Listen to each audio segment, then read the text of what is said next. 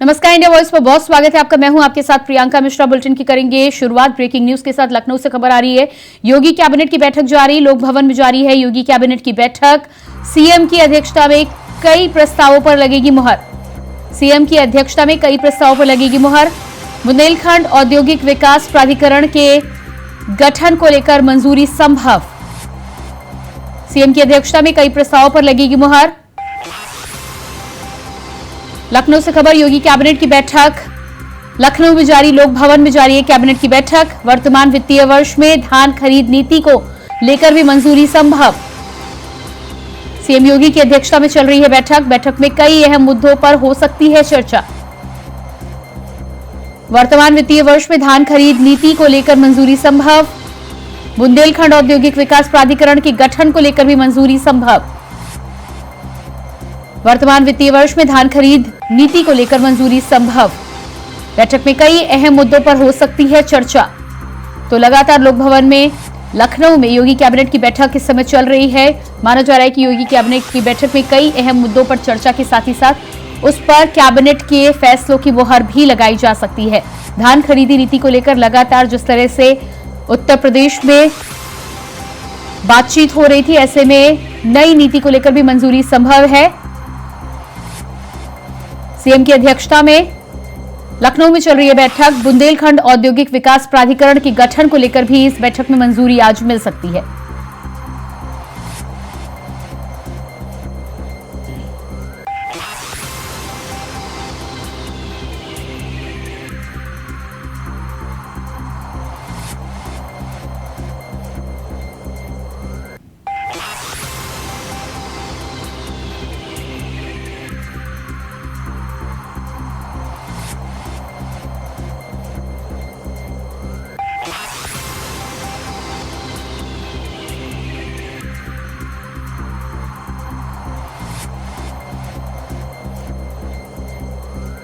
तो योगी कैबिनेट की बैठक इस समय लखनऊ के लोक भवन में जारी है। माना जा रहा है कि इस बैठक में चर्चा के दौरान कुछ अहम फैसलों पर मुहर लग सकती है। और अब बात करेंगे अगली खबर की। 2 समय केंद्रीय सड़क परिवहन मंत्री जनरल वीके सिंह ने कहा है कि पीओके अपने आप भारत के अंदर आ जाएगा, थोड़ा इंतजार कीजिए। दरअसल जनरल वीके सिंह ने पीओके के मुस्लिमों की ओर से भारत का रास्ता खोलने की मांग को लेकर सवाल किया गया था। इस पर उन्होंने ये जवाब दिया है। वहीं वीके सिंह के बयान पर सांसद संजय राउत ने वार करते हुए कहा है कि पीओके तो हमारा हिस्सा है ही, लेकिन चीन जो हमारी जमीन पर कब्जा करके बैठा है उसका भी कुछ कीजिए।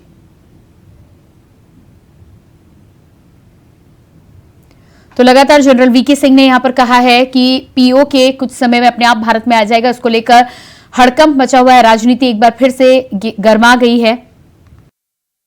देखिए, पीओके अपने आप भारत के अंदर आएगा, थोड़ा सा इंतजार करें। G20 समिट में एक मिनट स्वागत है। हमने हमेशा ये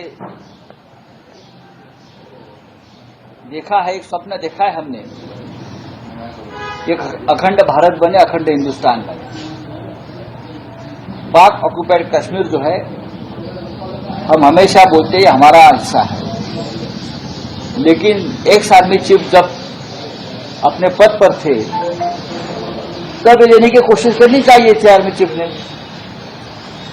अब कैसे आप ले सकते हो? हम आपका स्वागत करेंगे, अगर उस बारे में कोई पहल होती है तो, लेकिन उससे पहले मणिपुर को शांत कीजिए। मणिपुर तक चाइना घुस गया है। राहुल गांधी जी जो कह रहे हैं कि लद्दाख में चीन घुस गया है, 20,000 वर्ग किलोमीटर जमीन कब्जे में ली है। अरुणाचल का हिस्सा चाइना के मैप पर दिखाया गया है। ये पहले खत्म करो, ये पहले अपने कब्जे में लीजिए, फिर बाद में अपने आप पीओके हिंदुस्तान में आ जाएगा। उसके लिए आपकी जरूरत नहीं है। लद्दाख के उपराज्यपाल ब्रिगेडियर बीडी मिश्रा ने सोमवार को कहा है कि चीनी सेना ने केंद्र शासित प्रदेश में 1 इंच भी भारतीय क्षेत्र पर कब्जा नहीं किया है। वहीं इस पर छत्तीसगढ़ के सीएम भूपेश बघेल ने पलटवार करते हुए कहा है कि लगातार ये बात हो रही है कि चीन ने भारत के सीमा में अतिक्रमण कर जमीन हथियाई है। उपराज्यपाल किस आधार पर ये कह रहे हैं, ये हमारे समझ के बाहर है। लेकिन लगातार ये खबरें आ रही हैं। आजकल जो भी सैटेलाइट में दिखाया जाता है वो सब कुछ ही दिखता है।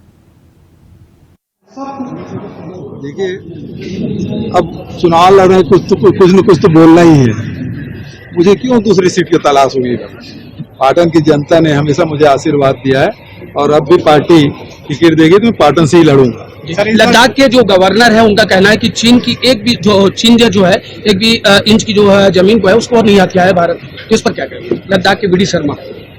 लगातार ये बात उठती रही है कि चीन है वो भारत की सीमा में अतिक्रमण करके जमीन हथियाए हैं।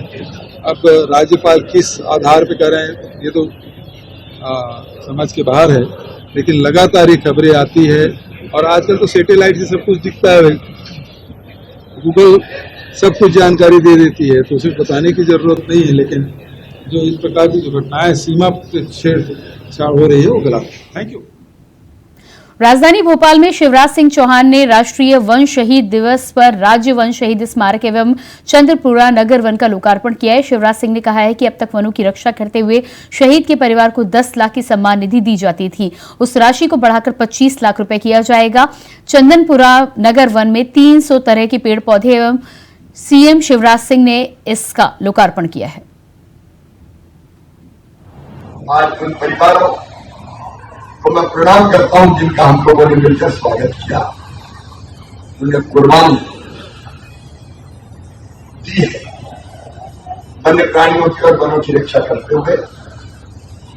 मैं उन सब परिवारों के प्रति प्रदेश की जनता की ओर से अपनी श्रद्धा को व्यक्त करता हूं।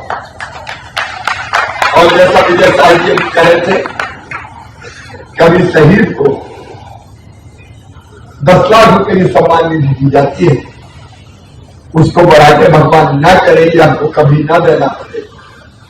मैं तो यही प्रार्थना करता हूं, लेकिन मजबूरी में कभी देना पड़े वो 25 लाख रुपया बढ़ा के दी जाएगी सम्मान निधि।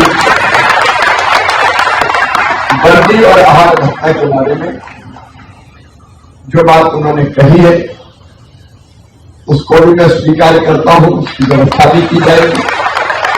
और एक बार कुछ चुने हुए बन के रखवाले मित्रों के साथ मैं एक बैठक करूंगा, जिसमें महावत वन रक्षक से लेके संख्या बड़ी ना होने के 1-1, 2-2, 3-3 प्रतिनिधि उनकी हो, वो सारे प्रतिनिधि बुला के सीएम हाउस में बुलाएंगे, हम चर्चा करके और भी समस्या होगी तो उसका निवारण भी हम करेंगे।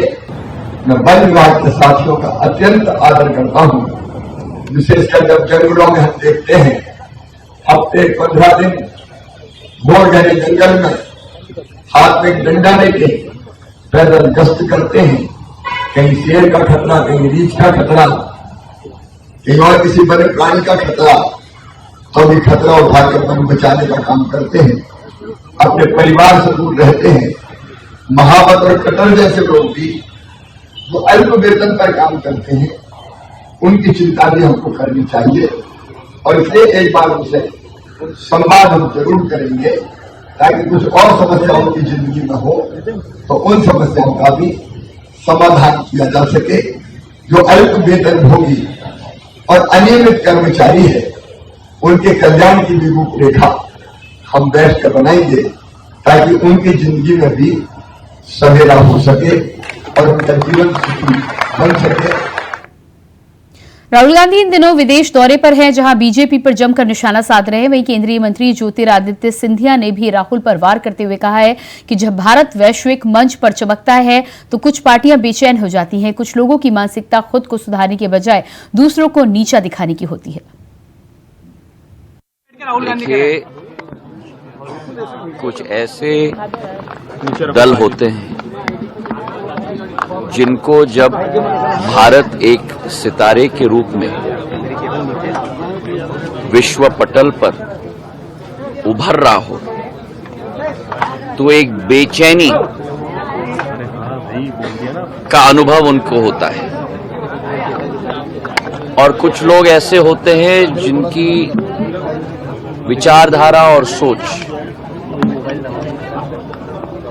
अपनी लकीर लंबी खींचने की नहीं, लेकिन दूसरों की लकीर को छोटे करने की मानसिकता होती है। जिस भारत ने सफलतापूर्वक और मैं कहूंगा ऐतिहासिक रूप से सफलतापूर्वक G20 का आयोजन प्रधानमंत्री जी की अध्यक्षता में संभव किया।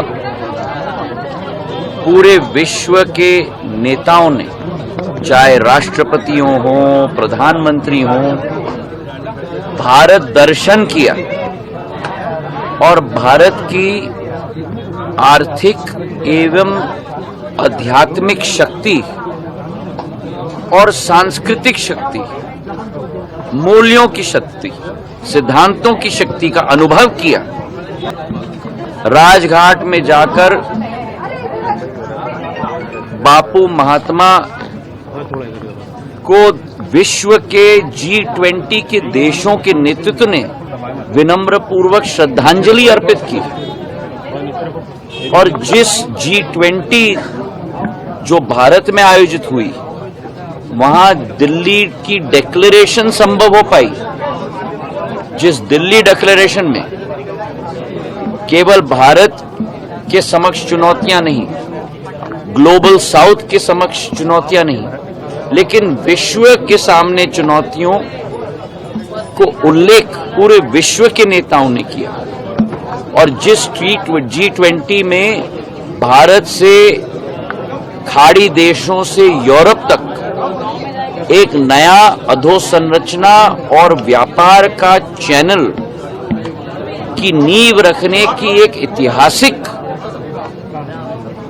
घोषणा की गई, उस सफलतापूर्वक आयोजित G20 से जलन कुछ छोटी मानसिकता के दलों की हुई है।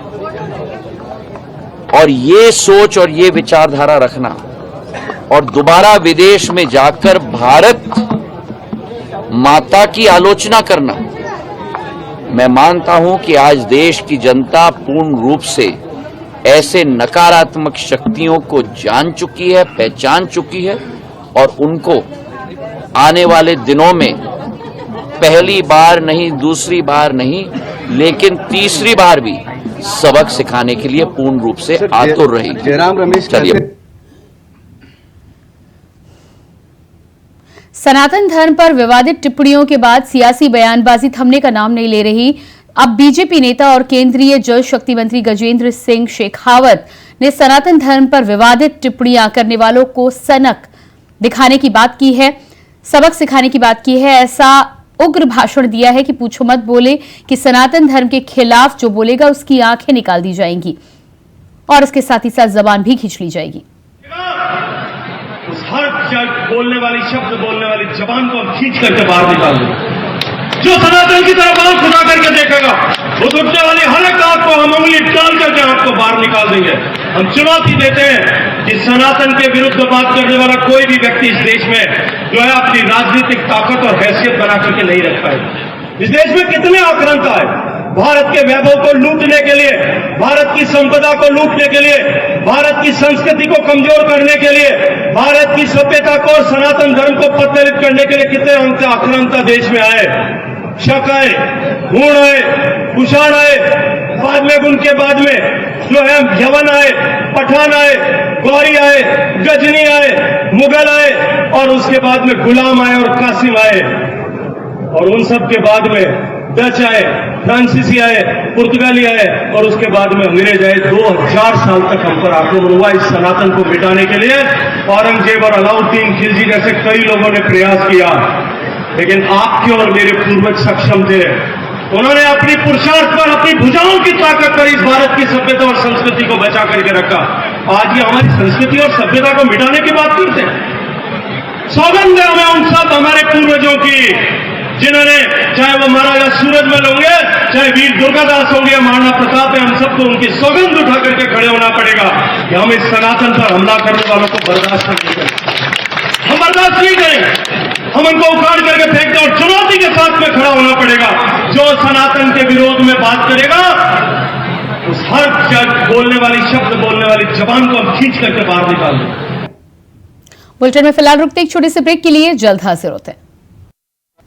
ब्रेक के बाद स्वागत है आपका। बात करेंगे अगली खबर की। मध्य प्रदेश में आगामी विधानसभा चुनाव से ठीक पहले भारतीय जनता पार्टी के द्वारा वन आशीर्वाद यात्राएं निकाली जा रही हैं। ऐसे ही इंदौर की संभागीय जन आशीर्वाद यात्रा में शामिल होने के लिए सोमवार को गोवा के मुख्यमंत्री प्रमोद सावंत खरगोन पहुंचे। सावंत ने यात्रा के रथ पर सवार होकर रोड शो भी किया। साथ ही साथ इस दौरान उन्होंने कांग्रेस पर जमकर निशाना साधा। उन्होंने सनातन पर लगातार किए जा रहे हमलों को लेकर कहा कि इंडिया अलायंस का उद्देश्य सनातन धर्म का अपमान करना है।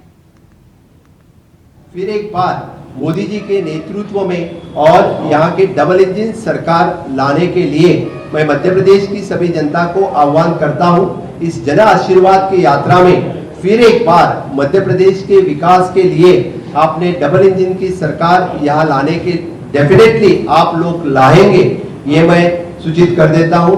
कुछ पार्टियां अपना नाम बदल के, जैसे कि यूपीए का इंडिया कर रहे हैं, यानी नाम बदल से नीति नहीं बदलती, नाम बदलने से काम नहीं बदलता। आप लोगों को जो लास्ट यानी यूपीए गवर्नमेंट में थे वही लोग आज इंडिया में हैं। इन सभी लोगों को सभी जानते हैं। 2007 से 14 तक पूरे देश भर में इन लोगों ने क्या किया है, जिन जिन राज्यों में इनकी सरकार थी वहां पे क्या क्या किया है वो सभी लोग जानते हैं। और खास करके मुझे लगता है ये INDIA इनका जो यानी पूरा प्रोग्राम जो है इस सनातन धर्म पर टीकात्मक बोलना, मैं वो बोलना भी नहीं चाहता हूँ। यानी सनातन हिंदू धर्म को जिस तरह से उन्होंने अपशब्द यूज किया, मैं मेरी वाणी से वो अपशब्द भी बोलना नहीं चाहता हूँ। वो हर एक हिंदू धर्म का अपमान है और वही मुझे लगता है कि उनकी नीति है। सनातन धर्म ही धर्म है, बाकी तो मत और पंथ है। सनातन धर्म को समाप्त करने की किसी में भी कोई ताकत नहीं है, कह रहे हैं। सनातन धर्म डेंगू, मलेरिया, एड्स, कुष्ठ है, ईश्वर उन्हें बीमारियों का सुख दे। ये बात सोमवार को भोपाल सांसद साध्वी प्रज्ञा सिंह ठाकुर ने राजधानी में फाउंड्री गेट पर कही। इसके अलावा प्रबंधन के खिलाफ वेतन वृद्धि के धरने पर बैठे तमाम श्रमिकों का धरना समाप्त करने के लिए वो पहुंची थी। महाराष्ट्र में के बेटे से लेकर के तमिलनाडु के जिन नेताओं ने भी सनातन के विरुद्ध बोला है, सनातन धर्म के विरुद्ध बोला, मैं कहती हूँ कि जिसने सनातन धर्म को कुष्ठ रोगी बोला है वो कुष्ठ रोग का सुख भोगे। जिसने सनातन धर्म को एड्स बोला है वो एड्स का सुख भोगे।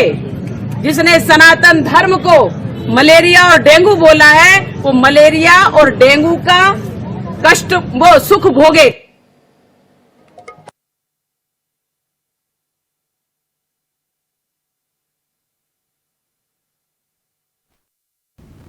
सुल्तानपुर में पूर्वांचल एक्सप्रेस वे पर प्रयागराज एसटीएफ और सुल्तानपुर पुलिस को बड़ी सफलता हाथ लगी है। संयुक्त टीमों ने 480 पेटी अवैध शराब बरामद की है, जिसकी कीमत लाखों रुपए की बताई जा रही है। इस दौरान 2 आरोपियों को गिरफ्तार किया गया है। आरोपियों से पूछताछ में बताया गया है कि वो हरियाणा की डीसीएम गाड़ी के जरिए शराब की खेप को बिहार पहुंचाते थे।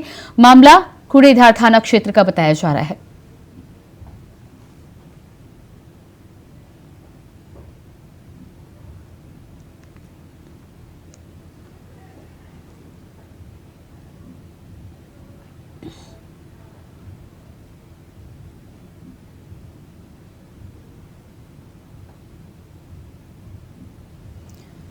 पुलिस और एसटीएफ को सुल्तानपुर में बड़ी सफलता हाथ लगी है। बताया जा रहा है कि एक्सप्रेसवे पर शराब का जखीरा पुलिस ने पकड़ा है। शराब का जखीरा बरामद किया गया। इसके अलावा शराब के साथ 2 आरोपियों को गिरफ्तार किया गया है।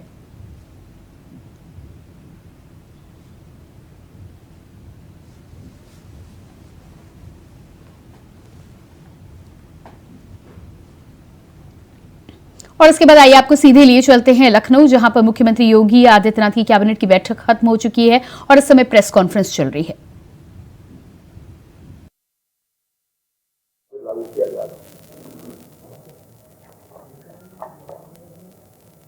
आगरा एयरपोर्ट पर सिविल इंक्लेव चेन विकास के लिए खासतौर से हमने 92 एकड़ जमीन उसका एक्सपेंशन करने के लिए ली जा रही है। एडिशनल सिविल इंक्लेव बनाने के लिए अभी आगरा से 4 स्थानों के लिए फ्लाइट है, भोपाल, लखनऊ, मुंबई और मंगलौर। और जैसे ही अभी तक हमारे पास जितनी जमीन है वो इसके उसके एक्सपेंशन के लिए पर्याप्त नहीं थी। जो अभी तक असेसमेंट हुआ है वो ये है कि लगातार हमारे जो टूरिस्ट हैं आवागमन करने वाले आगरा में वो लगातार बढ़ने की संभावना उनकी है। बस 22-23 में जो यात्री का आवागमन हुआ वो 1.3 लाख रहा।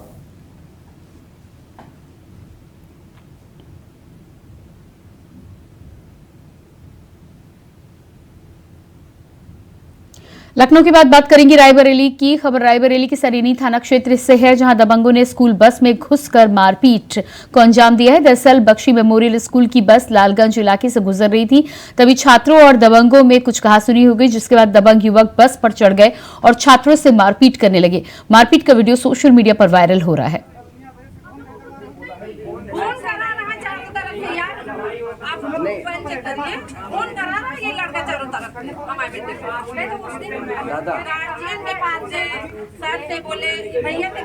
हम स्कूल बतावा तो कहें गार्जियन आओ।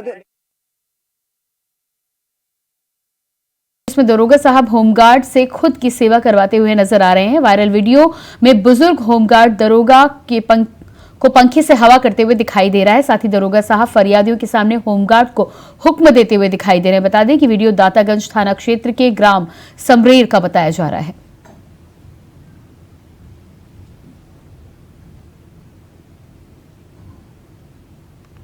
बदायूं से घोटाले की बड़ी खबरें सामने आ रही हैं, जहां दातागंज स्थित एसबीआई बैंक से लगभग 97,76,000 रुपए की घोटाले की जानकारी हुई है। बैंक में ग्राहक सहायक के पद पर तैनात कर्मचारी ने घोटाला किया है, जिसके बाद मामले में बैंक की शाखा के प्रबंधक रोशन लाल ने एफआईआर दर्ज करवाई है। ग्राहक सहायक पद पर तैनात कर्मचारी दीपेंद्र की मां सरोजनी देवी और कैंटीन वाला सत्येंद्र सिंह के खिलाफ मुकदमा दर्ज किया गया है।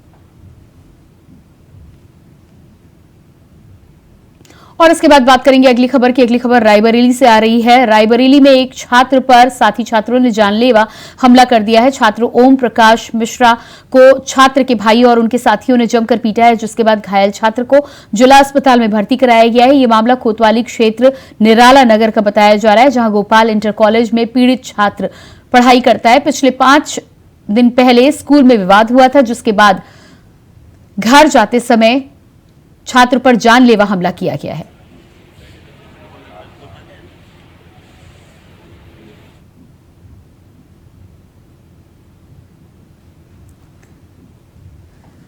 रायबरेली में लगातार चोरों का आतंक जारी है। नकाबपोश चोर लाखों का सामान लेकर फरार हो जाते हैं। सूचना पर पहुंची पुलिस मामले की जांच पड़ताल में जुटी है। यह मामला ऊंचाहार कोतवाली क्षेत्र के पूर्वा मजरे गथौली का बताया जा रहा है।